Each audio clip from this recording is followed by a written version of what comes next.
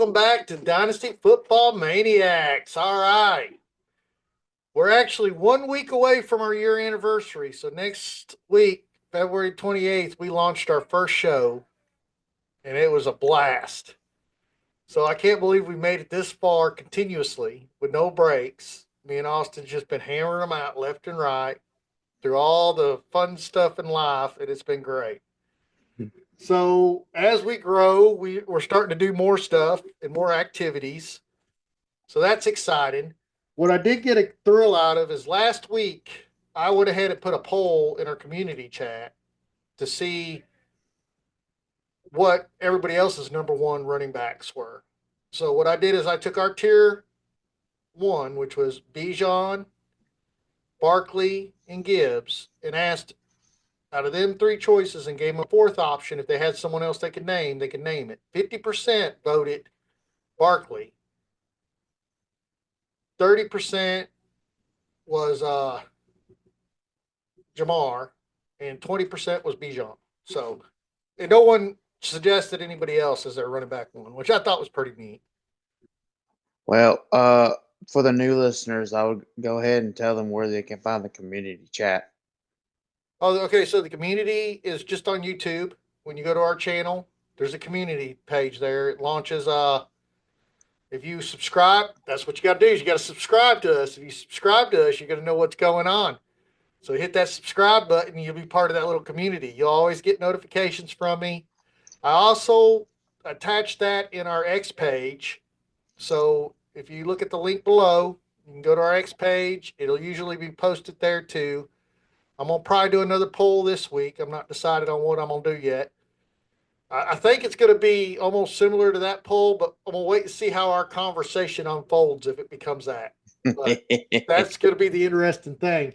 Um, Another thing I figure I'd bring up is I got a trade question. So I'm gonna throw Okay. this at you. The next trade question this week is someone wants to trade in a dynasty league, and it's a tight end flex. They want to trade Isaiah Likely for Ben Sinnott. If the Hmm. person doesn't want to give up,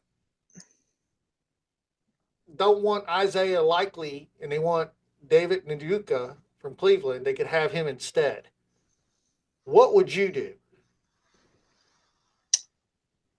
Ah, Would you take Isaiah Likely or would you take Njoku?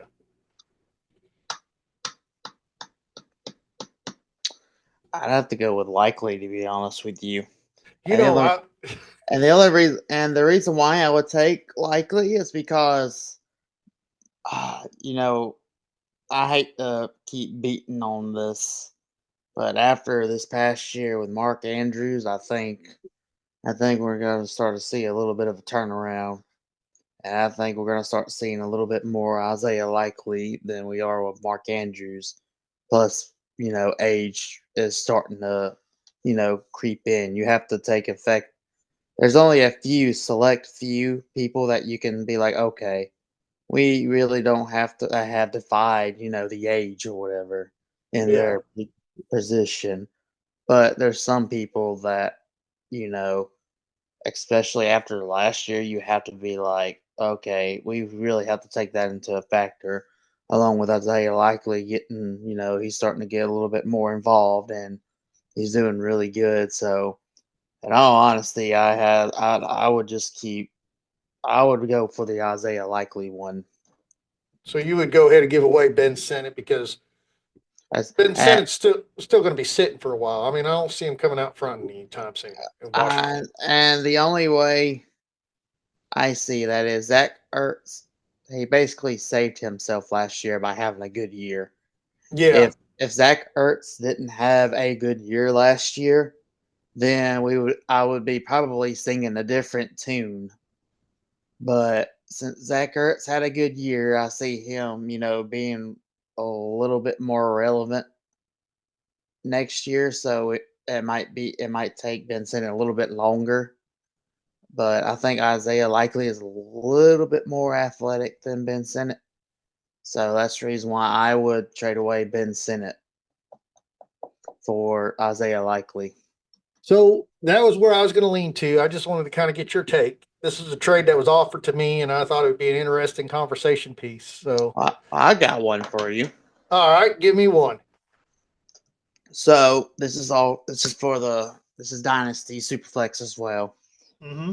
Um, and this is mainly for the people that are, in dire need of a quarterback, but also, if anybody wants to build up stuff. But let's just say Kyler Murray is on the trade block. What do you think his worth is in a Dynasty Superflex? First, I'd have to see what kind of pieces they had, because if there was a player they'd have, I'd want to go for the player.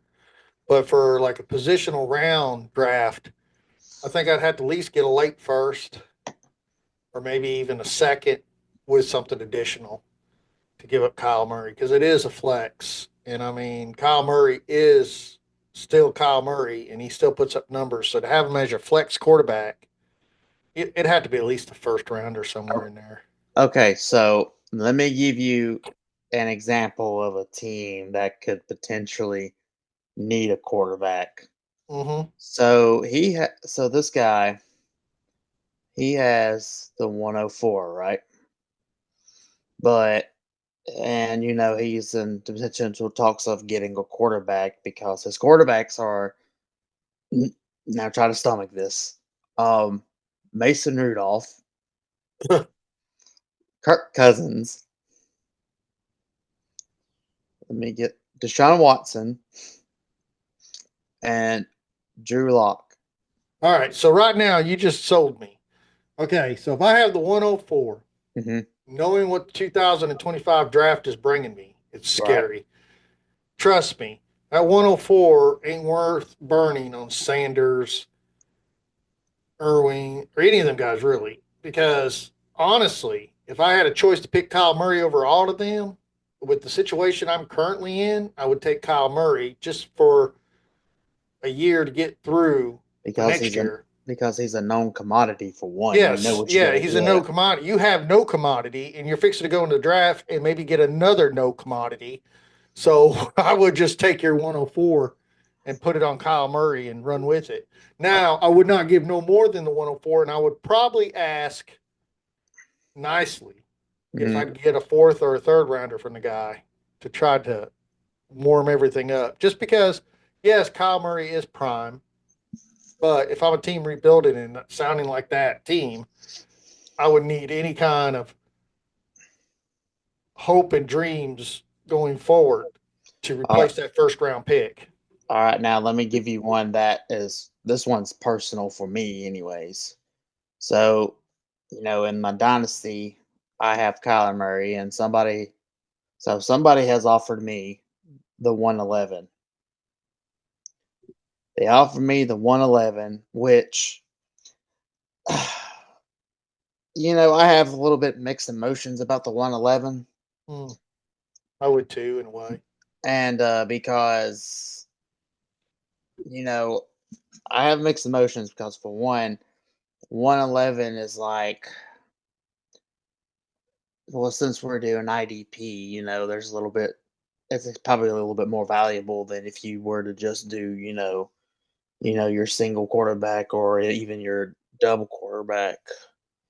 So, because my thing is, I could trade him for the 111, which is kind of scary in that situation because that would literally just leave me Anthony Richardson and Derek Carr.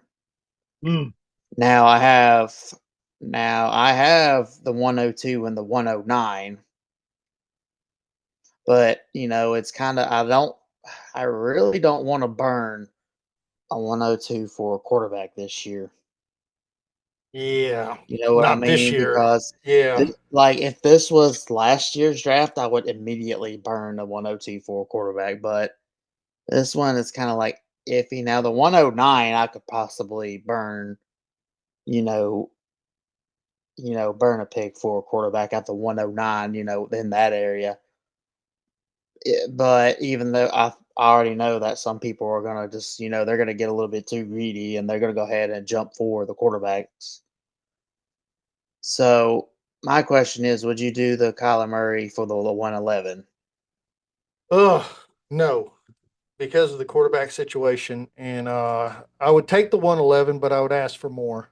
So I would look at more to See, I see what was else. I was thinking the same thing. I was I mean, thinking about I take the 111, but you're going to have to give me at least a second rounder or something else to go along with it.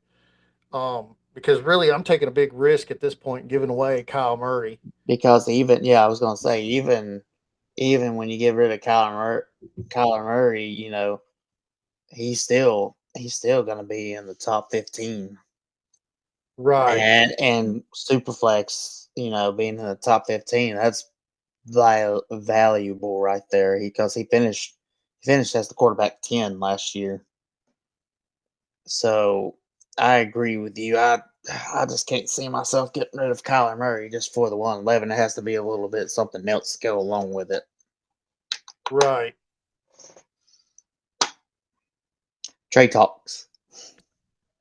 Yeah, so that's how I would be on that too. I would have to ask for a little bit more than just the 111. But right now in Dynasty, a lot of people are doing trades just to kind of like fill in spots. I don't think anybody's really wanting to give away any of their picks yet because they're looking at like what's coming out in the draft, how's everything going to be lined out. A lot of that'll start flying, I think, shortly after the combine. I think more people get more into like, okay, Well, I need this, I need that. well, definitely after the draft too. Oh, and after the They'll draft, definitely you'll start seeing a lot more flying around. yeah, and people don't understand that right now the 101 is worth less than it's worth any time of the year. Um, it increases value as the year progresses. So as the season gets closer to the draft, you'll notice your 101 will increase in value. So be Like, careful on how you trade that away and how you talk about that oh, because you're gonna if you have the 101 and you plan on trading away, if you you better wait ask till for if a you wait till package. especially if you wait till after the draft and you see where everybody goes, you definitely need to ask for a big package. Yeah, you want some package. Yeah, definitely. So with that being said, this week we're going to cover the wide receivers. We finished up the running backs last week. Um, I think we're going to have a interesting discussion, and maybe not. I mean, most of my top 20 has what Houston had. I think I had onesies or twosies that were different. Most of our stuff aligns to a point, but then it don't. So let's talk. Let's start with that. McMillan for Arizona. Definitely, I believe he should be tier one. I don't think there's anything that tells me that he shouldn't hold that position. What do you think? I agree with that. Now, this is where it gets interesting. So let's look at McMillan's career so far in college. He's only played for one team, which is amazing nowadays. Stayed pretty healthy most of the season. He played 12, 13, 12.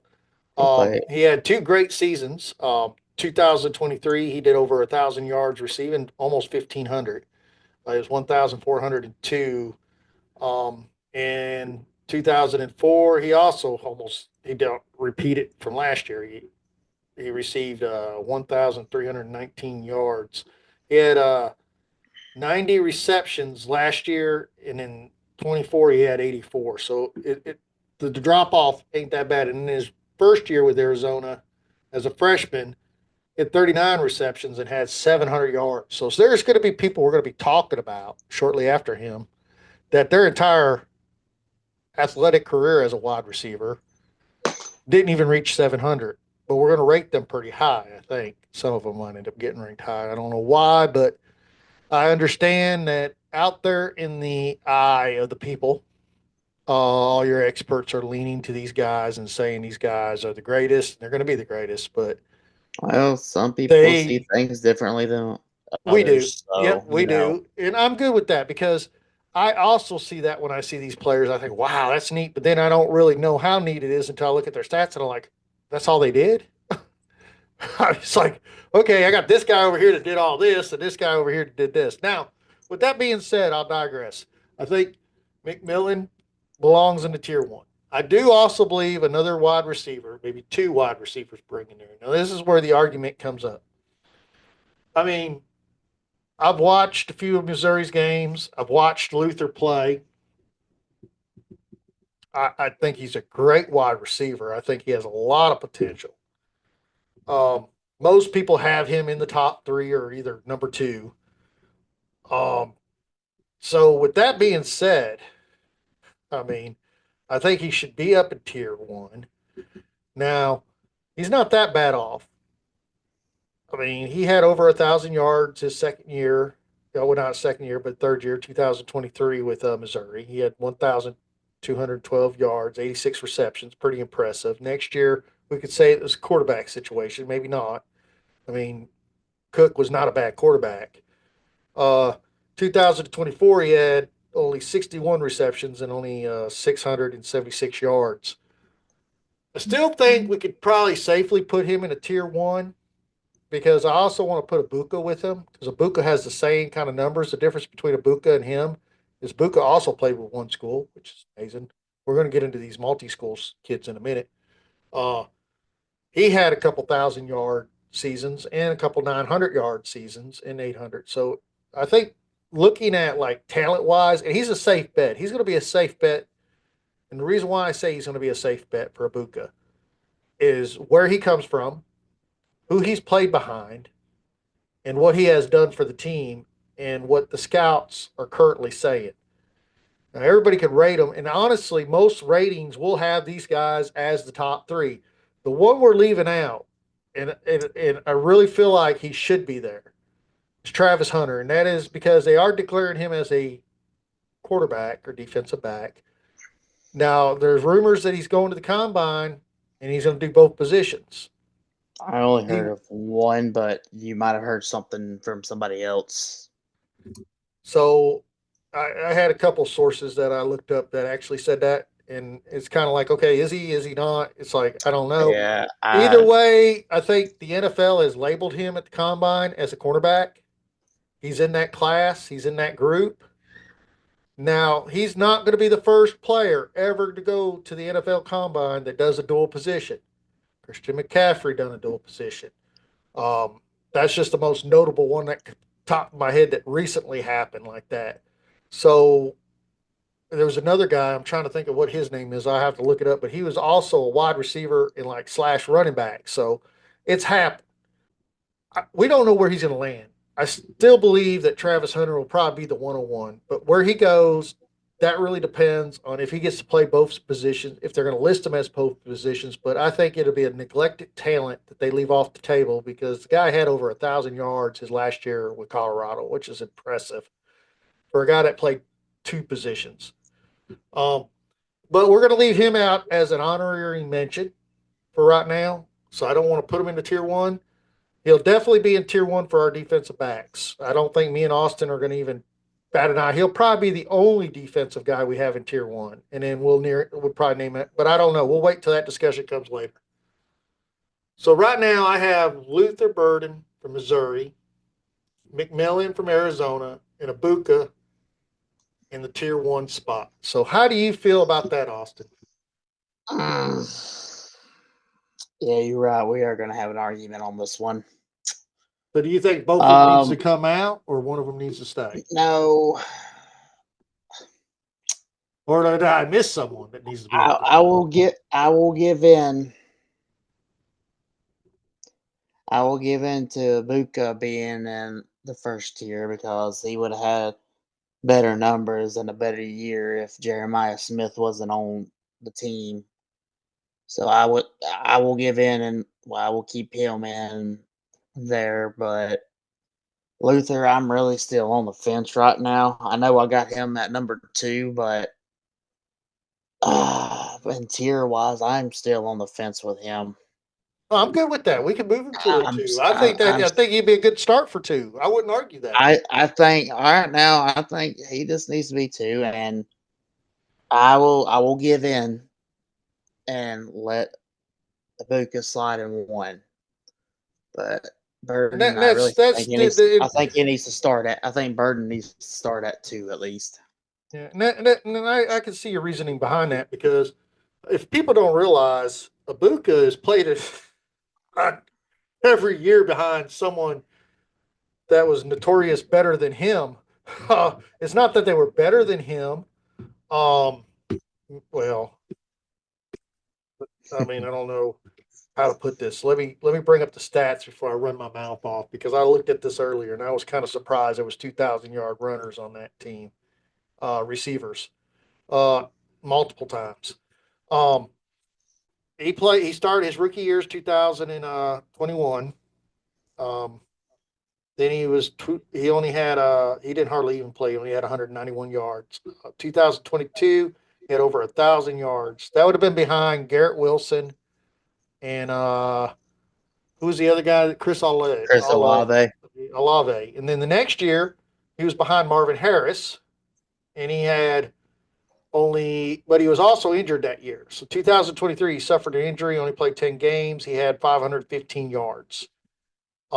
Then 2024, playing behind Jeremiah Smith, he played a full set of games, had over 1,000 yards in receiving. That's out of 81 receptions. So both healthy years after he had over 70 receptions, he put up over 1,000 yards. Um, Touchdowns, double digits, teens both times, 10 and 12, and a little bit of rushing scattered in there for all them years. So total scrimmage, not much in rushing, maybe about 100 yards in rushing to 80 yards in rushing, but still he was able to dabble. So yeah, I think tier one we'll just leave McMillan and Egbuka. We'll definitely put that up polling. In that poll, I will probably have Luther Burden and the next guy that I'm gonna name in two, and then leave an open spot for you guys to pick whoever you think your number one wide receiver coming out is this year. So we definitely agree Luther Burden from Missouri is going to start off number two. I really like Tre Harris from Ole Miss. I mean, a lot of people, I think he's kind of underrated. I mean, he's not really underrated, but I don't think it's Well, like, he's in my top 5, so I don't think he's yeah, he's in my top five, and I think he's in most people's top fives. I just feel like some people just don't give him enough respect. Now, he's had 2 years with over 900 yards receiving, 1 year over 1,000, which was last year. He didn't receive the ball as much as Egbuka, so that tells you he definitely gets some miles underneath them feet. He started off at Louisiana Tech, which is a non-power five school, went on to Ole Miss. He played 3 years at Louisiana Tech and then transferred to Ole Miss and did great. So he left Louisiana Tech with over 900 yards receiving and then started at Ole Miss with 900. So I honestly think he's going to be picked up by an NFL team. He'll probably be a wide receiver two, maybe a three. He's kind of like your, give you a good example. And this is not size comparison. I'm saying ability wise. I don't know. Let me see a good comparison. I'm trying to think of a good comparison to put him with. Cedric Tillman. I think he's better than Cedric Tillman. So I wouldn't even put him Roma as. Dudensay. Yeah, well, Roma Tuesday would probably be better than him, but yeah, I'd say in that third wheelhouse, if you got an Allen or uh, DJ Moore on the field, yeah, he would be your third guy. He wouldn't be your second guy. If he's got, like, say he goes to Washington, this is if Washington don't get Cooper Kupp, he'd be behind Terry Mc. No, Lad McConkey would probably still be ahead of him, so he'd be behind Lad McConkey. I mean, or no, Lad McConkey's at the Chargers. Uh, yeah, I mean, I don't know. No, you're thinking He, of McCaffrey being at yeah, Washington. yeah. McCaffrey was at Washington. That's Christian McCaffrey's brother. But yeah, so I mean, I don't think he's going to be like the number one wide receiver at any NFL team right now. I think most of them are sealed and done. But definitely in tier two. What do you think? Well, he'll be in tier 2, but I think he'll probably wind up being a wide receiver 2 for at least a few teams because you got some wide receiver 2s now that are, you know, probably going to test free agency because Either the team doesn't want to pay them or they want to be the number one. Cincinnati. So, there's a chance he could be number two. I'm not there, there's not saying he's not going to be, but I do think we can put him at number two. I'm fine with putting him tier two. All right. So another guy I think belongs in tier two is for Miami. His name is Xavier Rish. Now, why do I say he needs to be number two? 2 years back to back to having over 1,000 yards. I'm sorry, I don't care where you're at. He's playing in the power four, power three, whatever we want to call it nowadays. I know it's only the ACC, but that's pretty powerful. I mean, 1,000 yards receiving is hard to do, and he did it 2 years back to back. Very healthy guy. He's been at Miami. He put in the time. He started in 2020, redshirted, and just slowly earned his way into where he's at. So I definitely believe he belongs in the tier two just due to the fact of his stats. He averages 16 yards per return. I'm sorry, that's like wow. I mean, every year he's been in the teens for yards returned. So even in the years he didn't put up 1,000 yards, it's like when he touched the ball, there's going to be yards there. He does a little bit.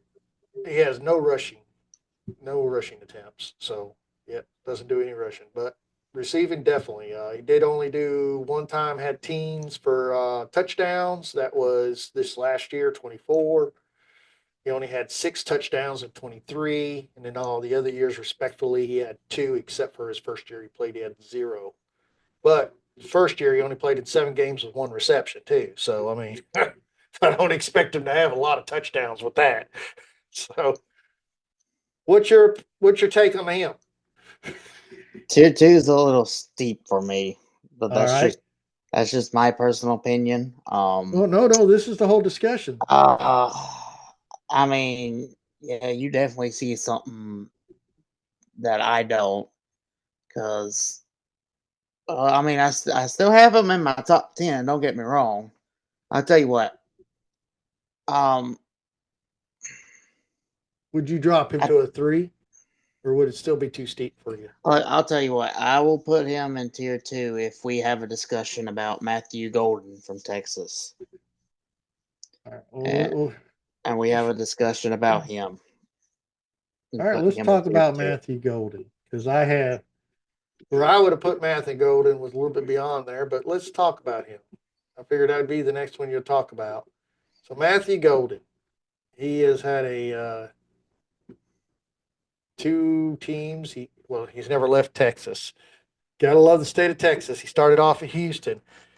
He was at Houston when Houston was in the American Conference. He was at Houston in the Big 12, and then he went on to Texas in the SEC. Woo! Southern Yeah. Eastern Conference. I got it out, baby. Yes, he did have 1,000 yards. So yes, I could actually accept that now. I was originally going to put him in tier three, but after I look at that, I could accept that because he had 17 yards per game. That's Okay. pretty impressive. He did not do And too hot the years before, but then it could be quarterback play situation. Texas seen something in him because Texas bought into him and brought him to Texas. That meant something. So I mean, Sarkisian is a great coach, offensive mind. If he's seen something that triggered him and said, "Hey, I want this wide receiver on my team," he knew what he was missing. Now, I do believe Golden is better than Bond. If I had a choice between the two, I would pick Golden over Bond any day. Some people would disagree with me. That's fine. I'm all right with that. But when I watch the two players play, I do feel that Golden is a lot more durability, a lot better, and I would feel more comfortable having him on my team than Bond. I'll well, digress from I got I got a Golden over Bond, so I mean, I'm in agreement with that. All right. So yes, let's bring him up to tier two so we can keep the greatest Xavier in there. And I like that. I like that conversation. I like that you brought it up because really I would have put him in tier three, but I also like your viewpoint. And then after looking at it, I mean, I couldn't really disagree. I mean, so the only other player that I would have actually put in tier two, and I do think it's not. I don't think it's a stretch. Hmm. I think he's a good fit. Um, but it's a discussion. So that's Alec Amorner from Stanford. Hmm. So why do I have him up there? You say, I wonder too. Well, there's a lot of reasons why I have them up there. I mean, he's played 2 years, both at Stanford. First year over 1,000 yards, second year over 800. So I mean, I could give or take. I could drop him out. He only got 2 years of like higher thing, but I mean, there's something about this kid that's going to be really great. I mean, I could see him coming out in the NFL. I can see something that a lot of people don't see. Uh, both years he had the same amount of receptions almost. He had 63 in 2024, had 831 receiving yards, he had six touchdowns. Six touchdowns the year before, he had over 62 receptions and had 1,013 yards. I could digress and pull him out of three, but I would like to leave him in two. I would like to get your take on him. I'm Now, kind of yards, on the fence with that one too, but if we put him in tier two, he's going to have to be at the very bottom of oh, tier yeah. two. Yeah. I mean, there's really no order in the tiers. It's just a group of guys in there, but I agree. We'll have him leading off the tail end, and we'll go into tier. I'll give you, I'll give you him at tier two because there's going to be probably someone later in the other tiers that I would want you to give me to put in a tier because I can see where you would be like he's like borderline tier two and tier three, so I don't really think there's really a wrong place to put him in within them two, but we'll just put him in tier two. All right, so we're going to start off with tier three. Now, I went ahead and respectfully put this guy in tier three. And the reason why is one, he has half the reception of everybody else we're talking about. Now, he doesn't have the yardage like everybody, but you got to think he's only received the ball, he only caught the ball half the time. So most of the guys we're talking about in tier two, tier one, they had at least 63 or more receptions, and they were hitting over 1,000. So if you do your math, this guy only had 34 receptions. He was a wide receiver two, I believe, more behind Golden than a wide receiver one. And yes, he's from Texas, Isaiah Bond. So he had 540 yards. He had six touchdowns, respectfully. He played with Alabama the previous 2 years. And them years, he did not have that many receptions. He only had 48 at Alabama and had 668 yards. And in his first year at Alabama, he had 220 yards with 17 receptions. What I'm looking at and what I see is the the big plays, the explosions that he does on the field, like when he gets the ball, what he does with it. I mean, if you look at all three of them years, they're over in the teens of yards to return. So that means when he gets the ball, he's gonna 15 yards. He's a first down guy. You're gonna throw it to him, he's gonna have a first down. Um, touchdowns, he was successful on. He did have a little bit of Texas kind of threw in a little bit of a rush for him this year. He had four attempts of rushing, had 98 yards, 24.5 yards a carry. So when he was a surprise player when he got the ball, he was like, oh, but he scored a touchdown. So that's impressive. Uh, not seeing a whole lot of him and understanding the game situation and where he was placed in the game. Because you got to think when he was at Alabama, he was playing against behind Williams, that is now at Detroit Lions. So he didn't really get like that front spot.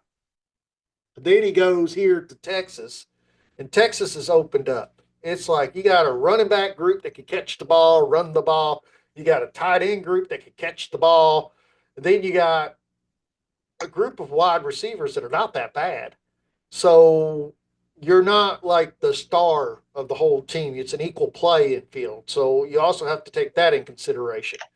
So with that being said, I'm fine with putting him in tier three because I don't think we should really leave him out because I think a lot of NFL teams are looking at him due to his explosive playing ability. And I think if we would do unjust if we took him out, and it might fall through. He might not get drafted that high, which I doubt very much. He will probably get drafted within the second round or third round. And I believe he'll end up being a wide receiver 2 or 3 somewhere, and maybe in a year we're going to hear him do that 1,000 yard thing. Uh, I do think we're going to see it. I don't know when, and I believe it's there. I just don't know if it'll ever show itself, and that's where I'm at on Isaiah Bond. Well, I mean, I'm in agreement with you because I got him. He's my number 6 wide receiver so far. So yeah, I'll definitely be willing to put him at tier 3 just because of his explosive plays, and I see him going in the second and third round myself to somebody. So yeah, I'm in agreement with you on that one. Let's get out of the Power Five for a minute, or Power Four, whatever we're at it. The way the college has changed, I'm old school. Okay, I'm a couple decades old, so I Where is cannot he? let go of the Power Five, no matter how I try to, even though I know it don't exist no more. And I keep referring to it, and you're like, why can't you comprehend that this is now a 12 game playoff? We don't elect the winners no more, and there is no Power Five no more. Sorry, guys. The NIL world and the football world is like, my mind has not got there yet in college, but I'm loving every minute of it. I don't, I'm one of the guys that I think the players do deserve to get paid, but I do think it needs to be governed. I do agree that Which it they are should working be, on that, by the way. yeah, I believe it should be an equal base where one school can't pay. And the one thing I can't stand is hearing, oh, Ohio State paid 20 million. Yeah, I'm an Ohio State fan. When you got 2 other SEC schools that paid the same amount or more than you, I'm just like, hey, if it pays, it pays. If everybody can pay that, that's great. I do believe in governance. I hope they get it set up. I hope they stop this transfer portal thing. It drives me nuts. And I love talking about Uh, players that stay loyal. Like we've talked about a couple players that have stayed loyal. Like Egbuka stayed his whole time at Ohio State. McMillan stayed his whole time at Arizona. Tre Harris stayed his whole time at Ole Miss. Luther Burden's been his whole time at Missouri. I understand why Matthew Golden moved to Texas. You upgraded. You didn't sidestep. He upgraded. He went from Houston to Texas. That's a big deal. Um, Alan Mayer, he played at Stanford his whole time. So I love seeing a guy that's now Isaiah Bond had his reasons for transferring, whatever they were. I think a lot of it Sarkeesian and him were close. That was the guy that recruited him. That happens sometimes when you have an offensive coordinator that is attached to a player that talks to a player. He joined because of that guy. So when it comes to a coach and a player leaving, I totally get that. The bond, not his name Bond. I mean, you know what I mean. The bond. So I that's just both of that kind of tied in, I guess. But yeah. moving on for that, while I kind of jump off, we're going to talk about a guy that most people probably ain't even heard of, Jalen Royals. Um, I Okay. think Well, he was, you saved me huh? the trouble for bringing him up. So Okay, well, I like this kid. I mean, if you sit down and watch this film, so what he played at Utah State. That's some tough. Hey, some of the Mountain West teams are pretty tough, and you get players on them that are tough.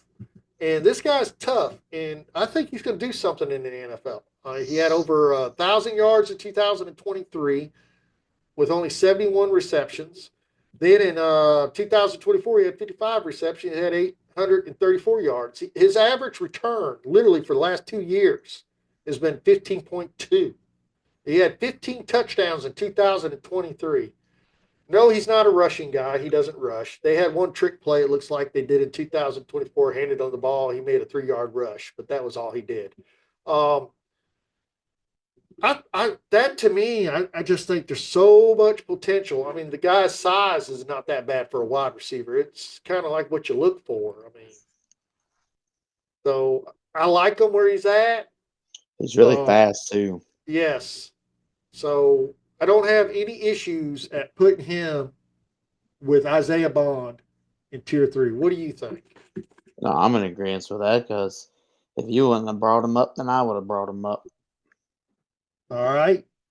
I'm gonna bring up the next guy, which I think you'd have brought up, and that's Jack Beck. And I believe I said his name right, or Beach, or Well, Beach. he's in my top 10, so yes, I would have brought him up. Yeah, so he started at LSU in 21, 22. LSU has a lot of receivers, and it's hard to get that position. Doesn't mean, okay, when you say that, you say, well, if the player couldn't do good right off the bat, then why are you saying he's any good? Sometimes you have talents that are above him, like Jamar Chase and other people like that are going to outshine you by a mile. Okay. It's not meaning you can't compete with these guys. You can because you're there. Right. What I'm saying about that is sometimes you're not put in the situation to give your opportunity to bloom. And I'm going to give you a prime example. There was a guy that was 6 on the depth chart at Ohio State. He went on to Alabama, became their number one wide receiver, and was drafted in the first round. And he's now at the Detroit Lions. So, with that being said, if he didn't make that business decision that day and said, hey, I'm sixth, I've done been here 2 years, I know I'm not going nowhere, I'm 6 on the depth chart. If I want to prove myself, I have an opportunity. He took the opportunity, he left, and he done. This is what that guy did. He said, all right, I'm not succeeding at LSU. I'm not the guy. I go to TCU. His first year, 23, pretty much not much going on. But then in 2024, he explodes. So he had 62 receptions, 1,034 yards, averaging 16.7 yards a run, had 9 touchdowns. To me, I think that's a pretty good season. He played 2 years at LSU and 2 years at TCU. I think he is a wide receiver 2, wide receiver 3. I'll be honest, this class to me is not the wide receiver ones we seen last year and the year before. It's They do over. have, but they do. This is what they do have. This is what I think they have, and this is what I believe I see. I see a lot of these Puka Nukas out here. I see a lot of these Willingtons that I'm looking at right now. These guys go in the fourth and fifth round. They get to the right team. They get to the right position. They get their time to shine, and they do what they're supposed to do. These are the guys you want to look at your rookie draft and say, okay, I don't want to pull him in the first round. Oh, he's landed at a pretty good spot. And when I say a good spot, like there's only one wide receiver there or 2 wide receiver that you really know that are good. And there's been a lot of people going in and out of the door. You kind of jump on it because it's a good possibility this guy's going to get his opportunity. So I I that's think where I'm at on this. I think he will because I think he's gonna be. I think he's gonna actually gonna be drafted in the third round, somewhere in the third or fourth round. So I think he's definitely gonna go to a team, and I mean I'm in agreement with it again. I think he needs to be in the third tier because once again, if you wouldn't have brought him up, I would have brought him up because he's in my top 10. And I like all wide receivers that are 6'2", 178 pounds. I think that's a pretty good size wide receiver. They're tough people. Ty Felton, Maryland. Let's not forget the love in Maryland. A lot of people want to forget about Maryland, but Maryland's actually not that bad. Um, Last year he had over 1,000 yards. He had 96 receptions, so he's definitely getting the ball a lot more. He does not have the yards returned this year as he did the years before, where he had less receptions but more yards to return. Right. Um, he had only 48 receptions and almost hit 1,000 yards. Hmm. It was just one of them years. And then he also did a few. Looks like he did a few rushing attempts. He tried to rush twice, but didn't really do much with that. So we're not even going to discuss that. But looking at his receiving career, he's been at Maryland from day one. That means he played with to his brother. Um, Maryland's always had a class of wide receivers, so it's also another competitive room.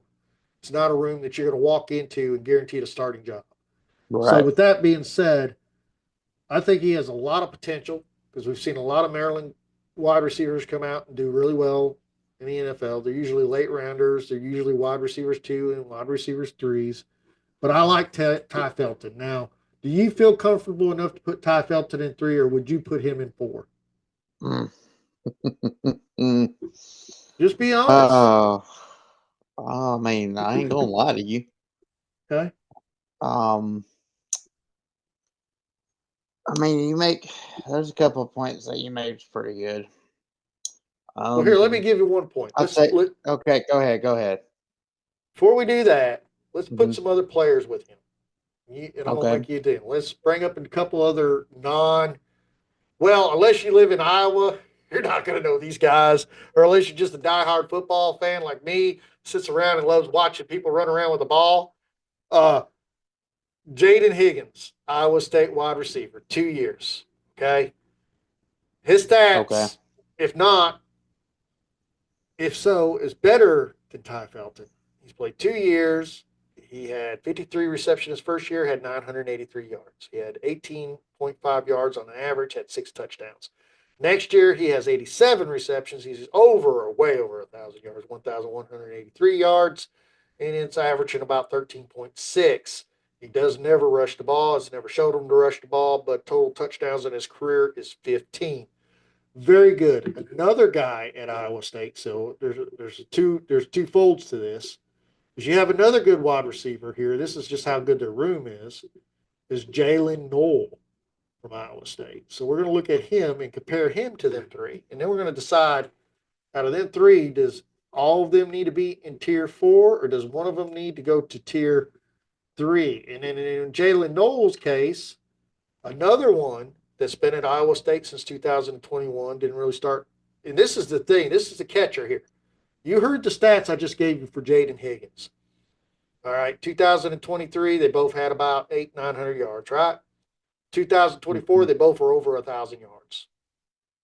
So it's like, how do you separate them two? I don't see where you could. Mm-mm. Uh, so I guess I'd have to digress on Felton. After I'm looking at all them three stats, I would say pull Ty Felton out and put the Iowa State guys in there. What would you Well, do? Ty Felton. I think Ty Felton should if he should actually be the front runner and leader in Tier 4 All because you right. got them two Iowa State guys who they both had over 1,000 yards, which is pretty impressive. Yeah, playing on the same team. Yeah, exactly, and so I think we should just do the two Iowa State, and then we start off Tier 4 with Ty Fulton in there. All right, I'm good with that. I like that discussion. I think that was good. Now let's bring up another non. Well, I think some people might have remembered this guy when he went up against Travis Hunter in a game. Um, some don't probably remember that this guy actually went up against Travis Hunter and burned him a few times. And it's very hard to burn Travis Hunter. If you don't know who Travis Hunter is, you're definitely not watching football. That is one of the best cornerbacks coming out of college and could be a wide receiver. And if you guys don't know who I'm talking about by now, let me get a little name. I think the last game they played, they wouldn't even really talk to each other, and that's Troy Horton, Colorado State. So, what's your take on him? And I'm thinking about putting him in tier four. So I'm gonna put him in Tier 4 as well because the stats. And here's the thing: some people would live and die by stats, which stats tell a lot of a story, yes, but at the same time, stats can also be misleading. Right, but I'm putting him in comparison to a player, not just So, stats. well, regardless of what you do, I mean, even if you compare him, I mean, it's still the same thing. I mean, we can do comparisons all day, but Yeah, I'm just even saying he's so, running against the number one cornerback and actually burning him. That's even pretty good. so, even so, I think he still needs to be in Tier 4. Oh, I'd agree. Tier four is the highest I would put him. I still think he needs to be in Tier 4, and because I think he's probably might be drafted around in the fourth round, fifth round area. So he will be going. I think he will be going to a team, and I think it's going to be one of these sleepers that kind of start showing up in the middle of the season. So yeah, I'm in agreement with putting him in Tier 4. So with that said, we have a guy that started his career off in college. He's played with this team for 6 whole years. He had that extra eligibility because of COVID. Um, Nick Nash of San Jose State. His first 3 years was a quarterback. Um, he was basically the backup quarterback, wasn't like the main quarterback. They moved him to wide receiver, um, 2022, and in 23 he still was listed as a wide receiver. Wait, hold on. Let me make sure I read this right. I'm sorry. Trying to find the stats. Oh, there we go. And, okay, so he was a quarterback, and then in 2022 he became a wide receiver for San Jose State. Didn't do too much. 2023 he improved. He had 48 receptions, 728 yards, 8 touchdowns. And in 2024 he just lit the world up. Had 104 receptions, 1,382 yards, averaging 13.3 yards a run, and had 16 touchdowns. We won't talk about his rushing attempt that year. It was -9 yards. That's not something we want to talk about. I Well, mentioned it. I mean, he's a receiver, so unless Yeah, they have an ungodly number in rushing, it doesn't really matter. right. So, what do you think about Nick Nash? Should he be there or should he go to Tier 5? I think he needs to be in tier 4. All right. All right. So, the next one I got up on the list is Tez Johnson for Oregon. Oregon. I know how to pronounce it. I was being playful, and if anybody got offended by that, I apologize for you guys out in Oregon. Um, You sound salty. yes, I did sound salty for some reason. Uh, why? Why would you be so salty to the Oregon guys? What did the Ducks do to you? Uh, I'll tell you. Uh, well, one, I like this kid already. Started off at Troy. Troy's just right down the road from me. Uh, Played great 3 years there. Sun Belt Division. Had decent plays. I mean, his most yards was 863. 2 of his years there, he was over 500, 700 his second year.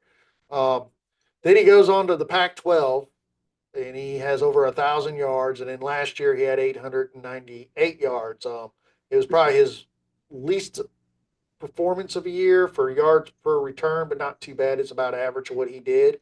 Touchdowns, pretty normal. 2 years back to back, he got 10.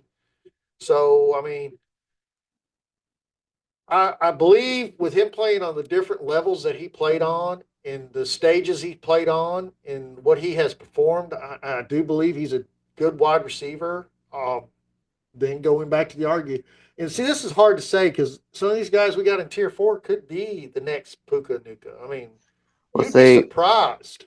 well, that's the reason why I had a hard time with him Is the hype? because, well, yeah, that, but most from what I'm looking at, most scouts and NFL teams and stuff like that I've been seeing and stuff, they have him projected going in the third round, which is, I mean, it kind of blew my mind a little bit. Yeah, it But then has mine. again, But look at Zay but Jones, or then not Zay Jones. Who was that other guy? Was it Zay Jones that was real small that went in the first round? Is like why, but he proved why he should be you talk there. about Zay Flowers. Zay Flowers. That's who I was thinking of. I mean, that's what I'm saying. Like, I mean, I really don't care. I mean, the size is like, but at the same Yeah, time, I really don't care now. I don't yeah. really care about size anymore on any position because we It have doesn't them been matter anymore. proven. We have them been proven over the past few years that who cares? Yeah, They're who gonna do cares? good. I mean, look at Devon Achan down Yeah, there in Miami. He's small and yeah. he's doing great. You can't even see him behind the linebackers. No, you can't. So, um, yeah, I think we should at least put him in tier 4. I just thought it was crazy how they had. uh, I mean, they might be seeing something different than I have them seeing. But I mean, we've been wrong. The NFL has every once in a while got it right, and then they've also got it wrong plenty of times too. So, but we can put him in tier 4. Well, I don't see anybody else that needs to be in tier 4 that we have on our list or anywhere in our list. But I think we should start off with tier 5 next, unless you disagree. No, I think we can go ahead. All right. Well, these guys are too comparable. When I say comparable, I mean really. You put these two together, and it's like, and they're probably comparable with a lot of wide receivers out that we're going to talk about. But I'm just saying, talent wise, ability wise, this is where I got these two guys.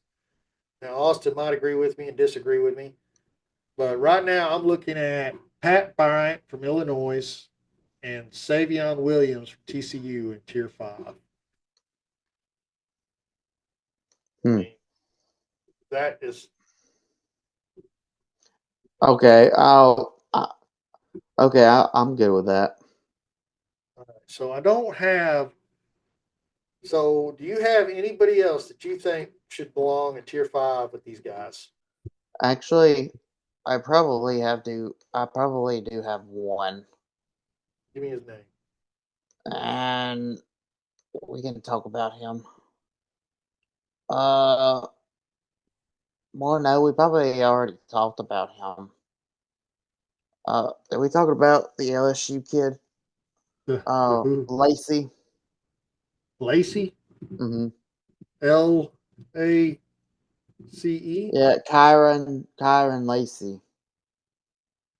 Kyron Lacey. No, I have Mm-hmm. him listed as 6 because, yeah, I have him down farther than 5. Okay. But if you, I just the reason why I brought him up is because with you saw a lot of these other players who had like 60 or 70 receptions, and they were in the 866-yard range, but he got to 866 yards and 9 receiving touchdowns was only 58 receptions.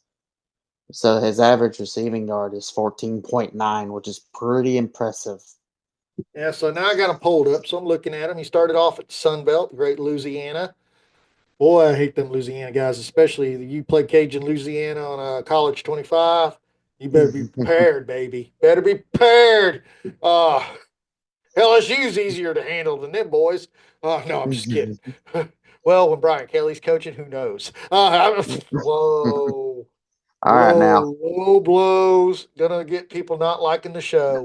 well, Uh, you're already upsetting people from Louisiana now. Well, no, I'm getting. I like the Louisiana Cajun Louisianas over the LSU. What's wrong with that? I like one group of them better than the others. Okay, well, the bigger fan base down there is Well, mostly that's the problem LSU. with it. The bigger fan base doesn't know what the real good team is. Hmm.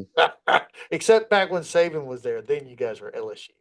Uh, oh, I better stop. Let me stop now. All right. Yes, I can agree with you. I can agree with you because looking at that, he had 58 receptions, 866 yards, had a 14.9 average. He scored 9 touchdowns. Average yard game, 72.2. That's pretty good for a wide receiver. You put him out there, he's going to get 72 yards. You always need someone like that. Year before, same thing. Not a whole lot of receptions, but you got to start thinking about who he played behind. And that could have probably dialed into some of the reasons why he didn't get the ball as much. But when he did get it, he made something happen with it. That's what matters. He carried that ball 18.6 on an average, and 42.9 per game, and he had 7 touchdowns. That's pretty impressive. And in his first year with LSU, he had less of receptions, but he only got 268 yards, didn't play as much. Sun Belt, he did what he did 28, 22 receptions, and had over 300 yards. At the end of the day, I can't. I'm all right. I feel comfortable putting him in a tier 5 with Pat Bryant, and because I mean the records are pretty much similar. Other than Carrion Lacey probably has a better average than them two. So yeah, I'm good with that. So now this is going to be where we're drawing straws, I think. Yeah, I think so too. But it's easy because there's a lot of wide receivers coming out, just like there is every year. It's not hard to find them. Just got to understand where to look. So I'm pulling it up right now here. Let's see. We're going to pull some people in here because we're going to start off tier 6.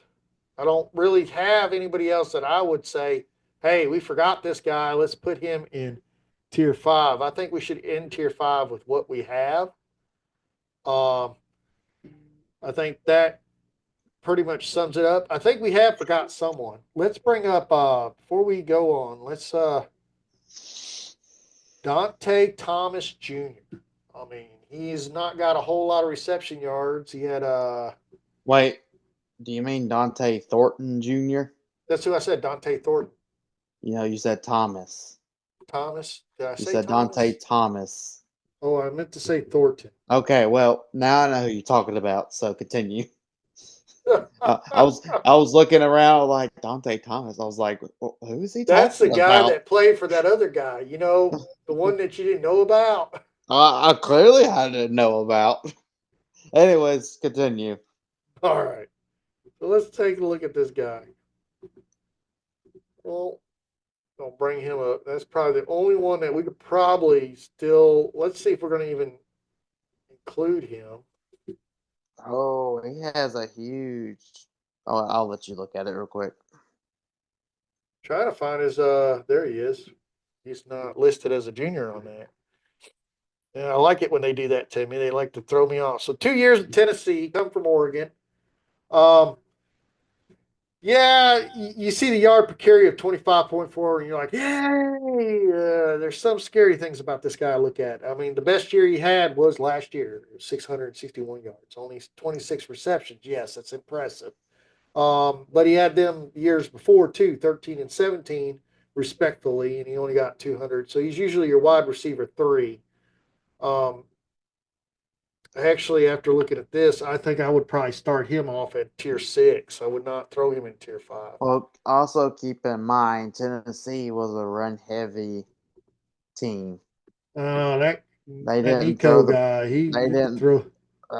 They no. He missed on a lot of explosive plays. So let's All not get right, too excited about it. They ran the ball a lot with Dylan Sampson, all right. If you and want, I'm gonna give so you that one since you gave me a Buka earlier. just throw him in tier 5, and we'll call it a day Call on here that. today, and I called Yeah. it Yenancy, not Tennessee. Spelled it wrong. Spelled it with a Y. Boy, I'm just abusing people today. Clearly. Yes, and I don't think Tennessee's like it. And here I am wearing an Ohio State shirt. How rude and obnoxious am I to do such things like this? I mean, I'm so Uh, sorry. Hey, what comes around comes around. Sometimes burns you, right? We do have to face yeah, off with Texas at the beginning of the season, so I need to mind my better cues and yeah, you might behave want now. to. You might want to behave just a little bit. Yeah, don't want nothing negative to happen.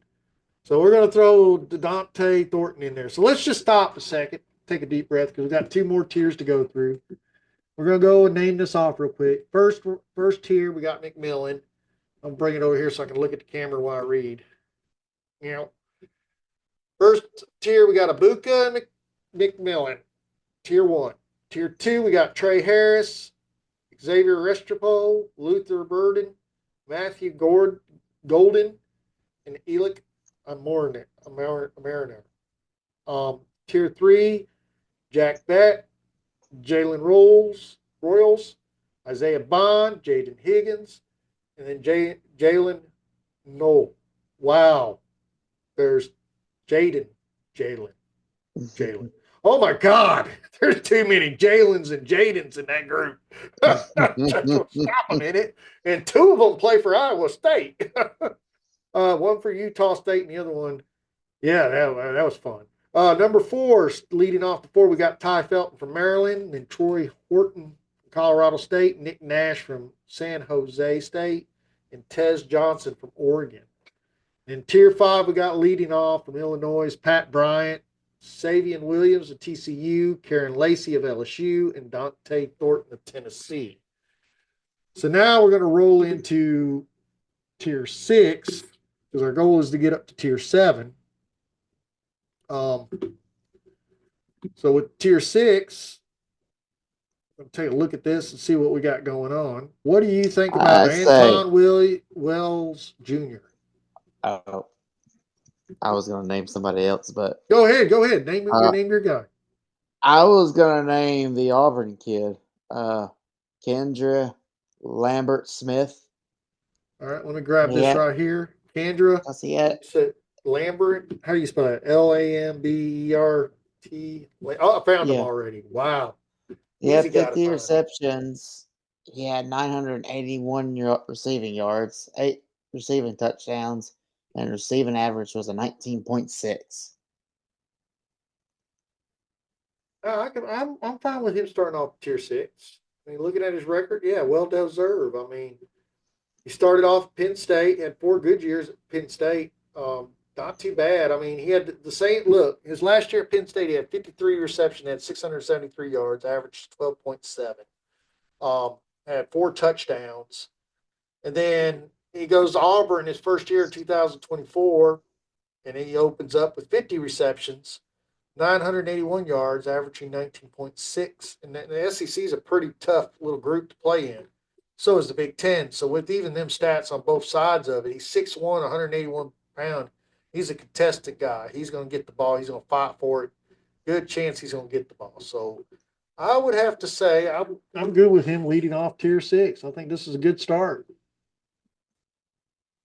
Kendrick Smith for Auburn. So with him being in there, we're going to add and look at Wells before we go anything. And Wells don't look nothing like this guy. So Mm. it's like Anton Juan Wells for he played for South Carolina and Ole Miss. He did really great with South Carolina when Rattler was quarterback there. He had 928 yards, 68 receptions, 6 touchdowns.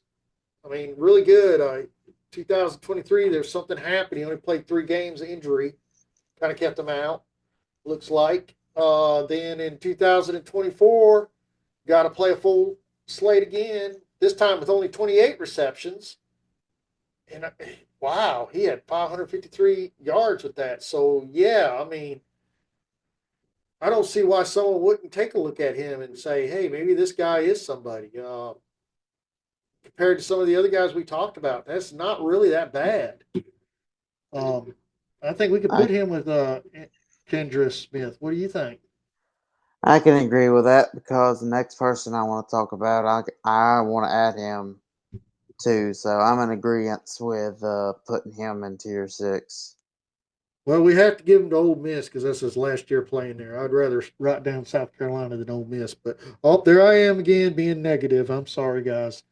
Uh, So ah, so so I want to throw my hat in for Rock Taylor. Rock Taylor. He's from Memphis. It's It wasn't Brock it's Purdy, R was it? O C Oh, Rock. ROC, When I heard, oh, he played for Memphis. There we go. Big guy and here. and he's a local kid. His hometown is Oxford, Alabama. Okay. And wow, look at his kid. I mean, I didn't even see this one. This is a guy I didn't even have on my radar. See, this is like I love when we get to 6 and 7. This is when you find out where me and Austin are in two different lands a lot of times. We sometimes see it in tier 5 and 4, and we did a little bit today, but not much. I think we were pretty much in agreement across the board. But when we get into tier 6 and 7, we're like, who I'm looking at is not who he's looking at, and we do kind of go to our like. I'll be pulling University of Toledo, and he'll be pulling people like you just said, Oxford, Alabama, and this guy played for Memphis, and I'm wow, I'm looking at his stats. It's like comparable to some of the guys we got in tier 3 and tier 4. Um, but it's the first time I ever heard of him. So interesting. I like it because even some of these guys end up being surprises for us in drafts. So I'm definitely all game about putting him in tier 6. Um, definitely have some good stats to go with that. And a big boy, too. I mean, 6'2, 225 pounds. You know, if you're Hmm. catching the ball with him, you better be ready for a fight. Um, 69 I, receptions, 1,000 yards in 2023, then 66 in 2024 with 950 yards. The lowest average yards was in 2022, where he only received the ball 20 times, and his average was 11.3. Everything else was above a 14, which is pretty impressive. Um, yeah, I like right. this guy. So I don't I don't know how many more you want to go, but I do have one more for tier six. All right, well, give it to me. I'm gonna let you. Uh, It'll be Ricky White the third. Okay, that was the next guy I was going to bring up. So Oh, how about really? yeah? So Okay. we were both thinking about old Ricky White. We hadn't forgot about you, buddy. So yes, I had him on my list. I was going to wait till you got done with yours, and I was actually going to name him next. So I think we're going to be pretty much quick to agree that he belongs here. Um, Ricky White, pulling up his stats real quick. Another 2,000 yard guy. Played with Nevada, Las Vegas, Mountain West. Um, Definitely has a lot of talent. 2023 was his probably biggest year. He had 1,483 yards. When it's highlighted like that on these charts, I mean he was one of the leaders. Um, 8 touchdowns. Next year he had 11 touchdowns. He only had 1,041 yards, but he only received the ball 79 times, but averaged 13.2. So, but 11 touchdowns, pretty impressive. Average last 2 seasons, 100 yards per game for 23, and an 80 per game for 24 on an average. That, and then before that, it was 50. So, oh, he did play. Okay, okay, he played for a Big Ten team. I didn't see that his first year. He started off at Michigan State. I understand why you ran away, my friend. Uh, I would have went with you. There I am building up people not liking me no more. Going to UNLV, that's a pretty good school to go to. Yeah, impressive. I can't argue not to put him in a tier six. Right. So we'll end that with tier six. And I'm sorry, Michigan State, I got to put the last team you played for. We don't claim two schools. Like you won't let me claim Joe Burrow, by God. And Joe Burrow don't claim us. So he just said he attended school there. And then we just see, what's his name do the same thing in Alabama. So it is the last school you go to, the last one that wanted you. So I do have someone right off the bat to start off tier seven. I do too. So what do you Uh, got? I got Evan Stewart for Oregon. Oh, well, okay. So yes, he's not like your standout guy. He started with Texas A&M. Um, he's steady over 600 yards every time he appears. He had some health issues in 23. Only played 8 games. He didn't play a full slate in 2022 either. 24 is his only year he played a full slate. 13 games, had 48 receptions, 613 yards, and he averaged about 12. He had 5 touchdowns. I mean, I don't. I think he has potential. I think he just not really had a chance to show out yet. And I think if someone picked him up, he could be a good replacement, or he could probably be a bench warmer. But usually, when you're at tier sevens, they are dark horses riding through that could possibly explode and become that white knight or the great knight that leads all to victory. Whatever. I can't even get that right. So, who's your guy? My guy was Kobe Hudson Oh, from Hudson. UCF. You said Hudson, right? Or Heighton? Hudson. H.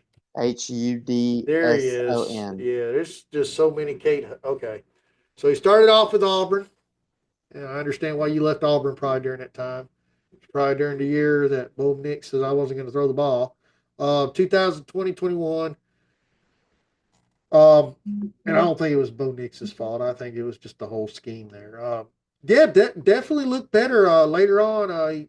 He transferred to UCF when they were still in the American League. He had over 641 yards. And then when they went to the Big 12, he had 900 yards in 2023, which is pretty impressive. And then in 2024, 770 yards after 47 receptions. That's really good. I mean, because some of the players we're talking to, like in the beginning, like I said, some of these guys have 63, 89 receptions with 1,000 yards.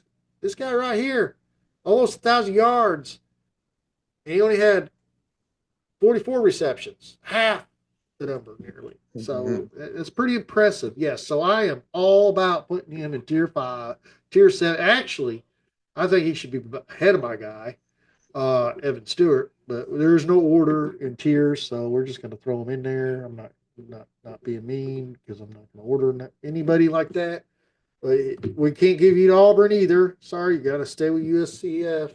That's I your got a I got a guy that I can give you, and he actually has over 1,000 receiving yards last year. who's that? Kyle Williams from Washington State. That was the next one I was going to go to. So there's Okay. some issues, but there, yes, overall, he transferred from UNLV to Washington State. Um, so he's had an interesting career. I mean, he's an average guy. I mean, he's almost comparable to the guy we just talked about. Doesn't do a whole lot of receiving until the last 2 years. At Washington State, he did a lot. So he was in the Mountain West prior to that. Vegas 3 years from 2020, 22, and then 23 and 24. He went on to Washington State. We all know Washington State was in Pac 12. Pac 12 dissolved. Now they're listed as independent, but they're not. They're still considered a Pac 12. So I don't understand why it has their conference as independent because Washington State and Oregon State are still considered the Pac 12. But I'll digress. We'll say they're two independent schools, but they're sharing. They're shared independent schools, I guess you could say. They're not like Notre Dame all alone by themselves. They do have Oregon State. Um, that's maybe too much. Everybody's like, "What are you talking about?" But it is how it is listed. But they're saying he's in. Yeah, I disagree. Whatever. Um, yeah, I'm in all agreement about him. So let's drop him in here, tier 7. And you're gonna make me spell out Washington State. Why did I have to get Washington State? I can spell out Washington, just a lot of letters and another word named state, and I don't like to write all that stuff. There we go. Well, I hopefully spelled everything right. Let me hit a review here. Yeah, I spelled it right.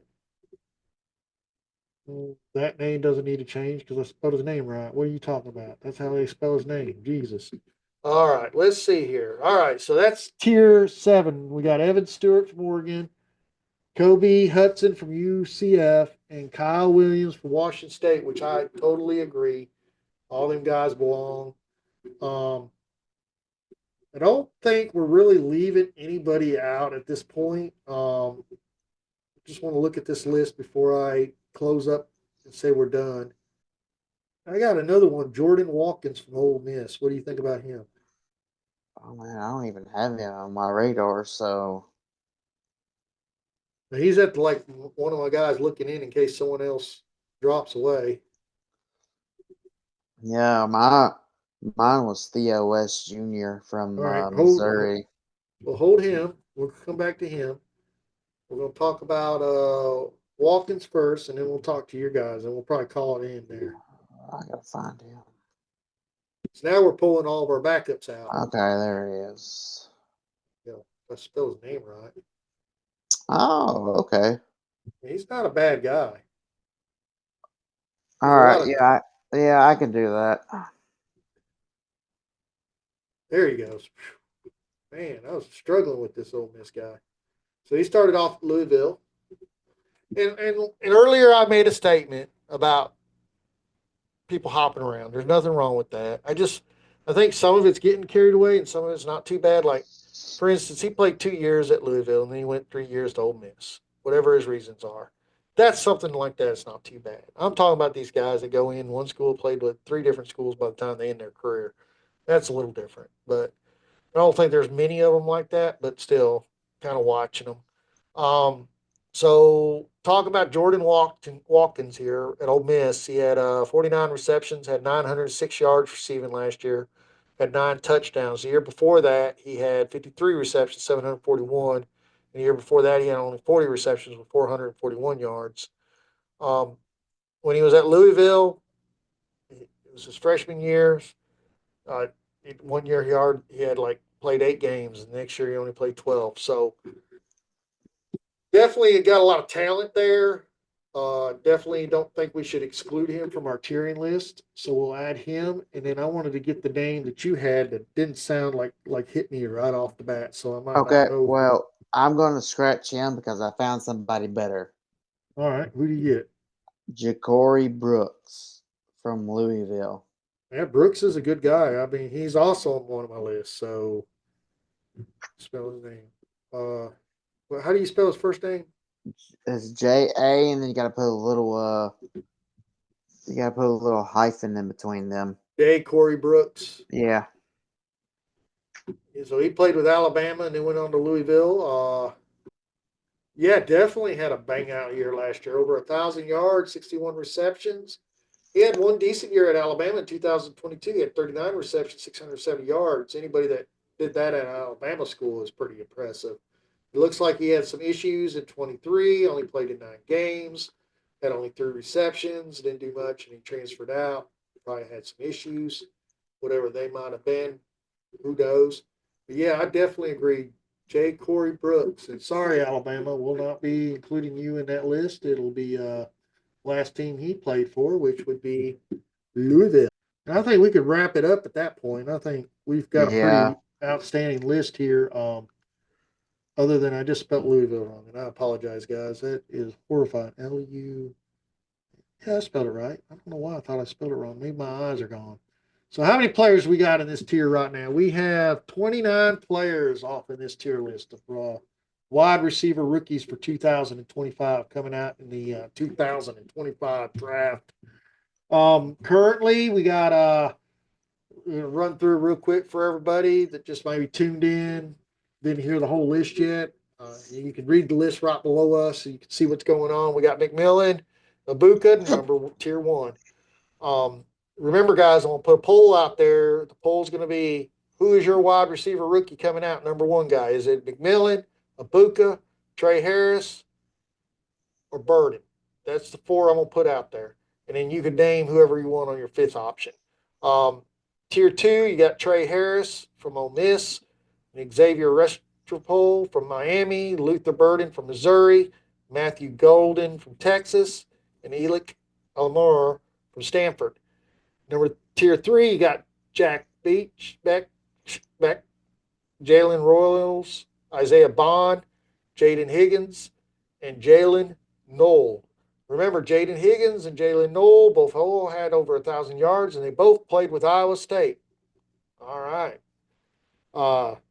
Ty Felton leading off tier 4 from Maryland with Troy Horton from Colorado State, Nick Nash from San Jose State, and Tez Johnson from Oregon.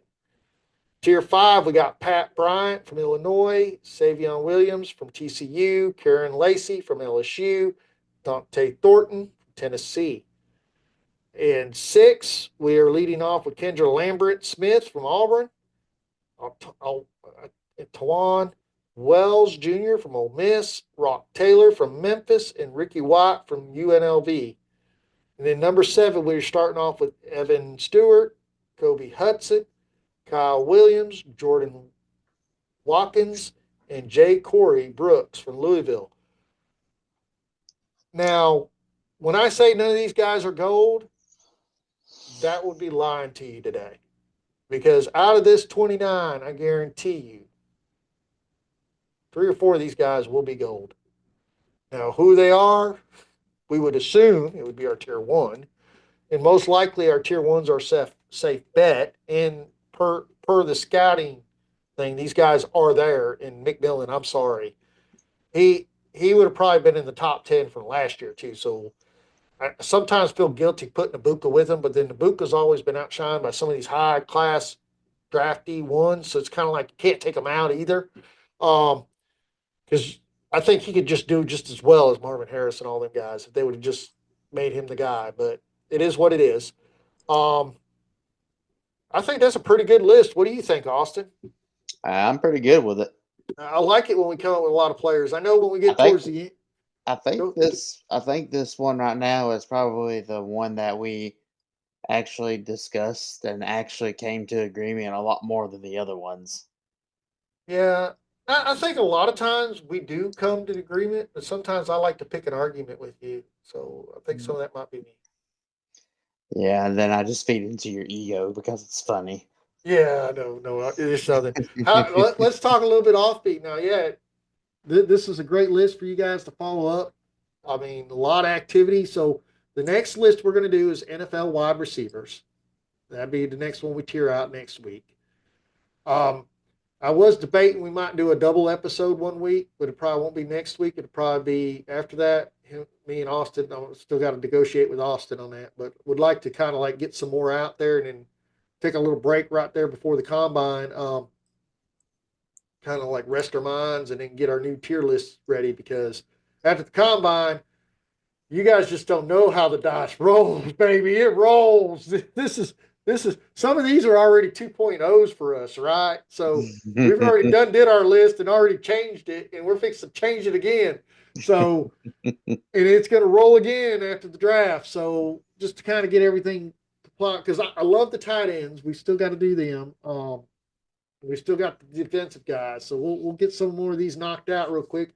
We're ahead of schedule this year than we were last year because, like I said, we didn't start last year till February, and we were doing these tier lists as the combine was going on. This year, I think we'll actually probably get our defensive one out right before the combine initially starts, and that's going to be fun because we're going to have that, and then we're going to have the special shows coming up where we do the free agent world, and some of that craziness is already going on. Like we know Aaron Rodgers is no longer going to be with the Jets, and half of everybody that he brought they're going to fire.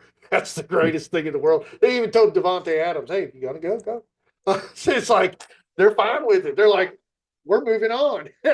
I like it, and I like the idea that there's rumors that Pittsburgh could probably move on from both the quarterbacks.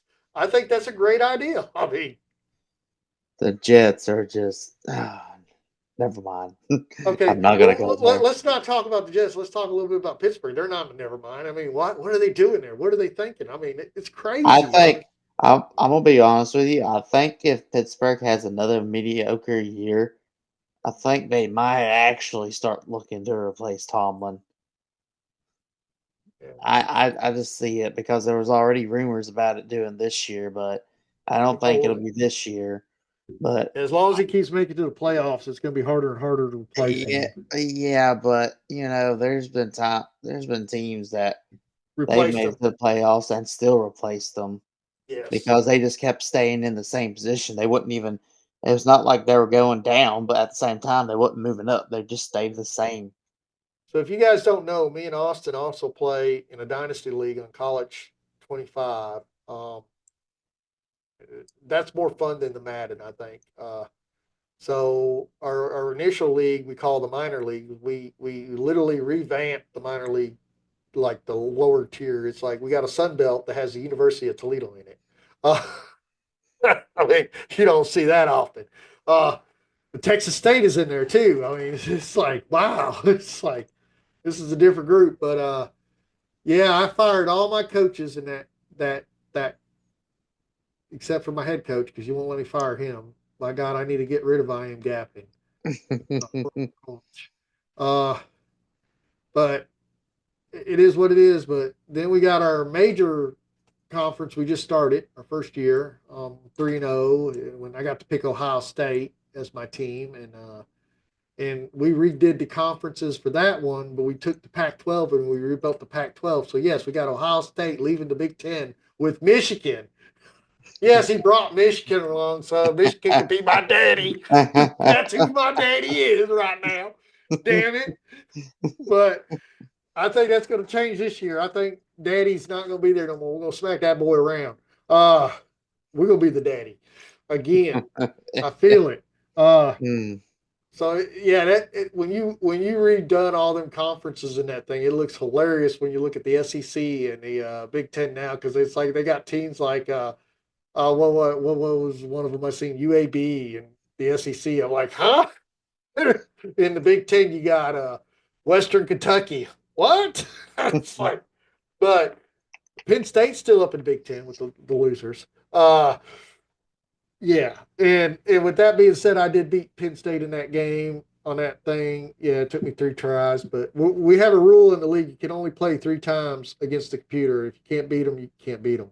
But everybody else, I did one. Like I beat Clemson. I had to go against Clemson. I beat them on my first go around, and then Akron. I mean, surely God, I should be playing the game. If I have Ohio State, I should win that one like that. Uh, and uh, I know my names ain't appropriate for like a lot of things. It's like I have fun with my coaches. I name them all kinds of stupid names, like my pussy hurts and deep finger and stuff like that. I mean, it just doesn't make any sense. But uh, oh God.